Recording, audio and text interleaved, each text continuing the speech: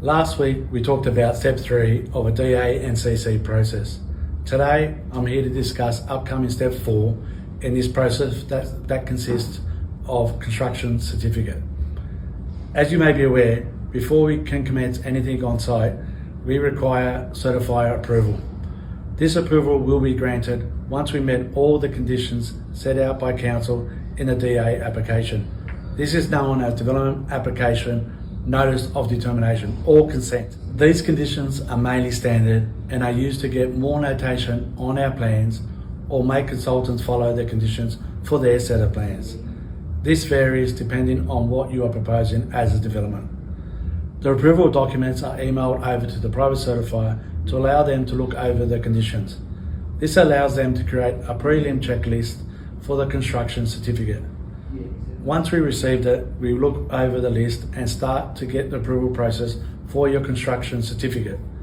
To ensure we meet all these conditions, we work closely with a range of consultants, including structurals and hydraulic engineers, or other specialists involved who make amendments or notations on their plans.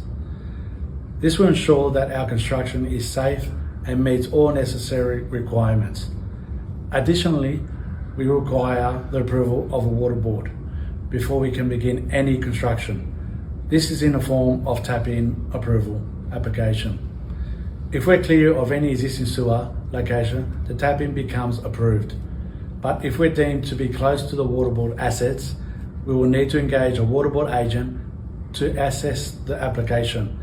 This may involve a sewer peg out to locate the existing sewer line, but once completed, we send that over to the structural engineer to amend his plans, and then once received, send it back to the water board agent for an approval.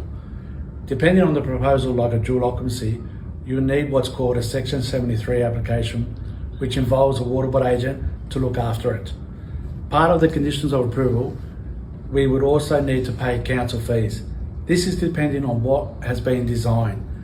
There could be the following that will need to be paid by the client or builder. A long service levy. This is a government fee that of any construction cost over $250,000 will need to pay 0.25% of that construction cost. Road opening or vehicle crossing application is needed if proposing a new driveway or any drainage work in the council allotment areas. Any bonds or contributions that may need to be paid to the relevant council. This is also depends on the DA conditions and varies from council to council. Once we completed the conditions, the checklist from the certifier and received all necessary documents and plans from all consultants for the construction certificate, any payments that are also completed, we email the private certifier. This allows him to access the documents and checklists that he's created. We understand that the process may take some time. Allow for a minimum of 3 weeks, depending on your proposed development. But we want to ensure that we meet all the necessary regulations and requirements to ensure safety on our project off-site. We keep everyone updated and progress through each stage. Once the certifier has agreed that all documents are satisfied and the checklist is done and council DA conditions are satisfied, they send all documents back to us to lodge through the New South Wales Planning Portal. When then we lodge them, and then the private certifier accepts the application.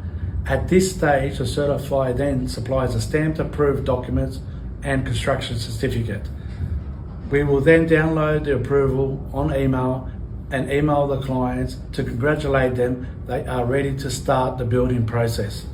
So if you have any questions on today's presentation, please contact the friendly team at Sydney Drafting Concepts and Design. We are located at Oran Park Podium Level 1, where our mission is your vision of a home to create memories of a lifetime.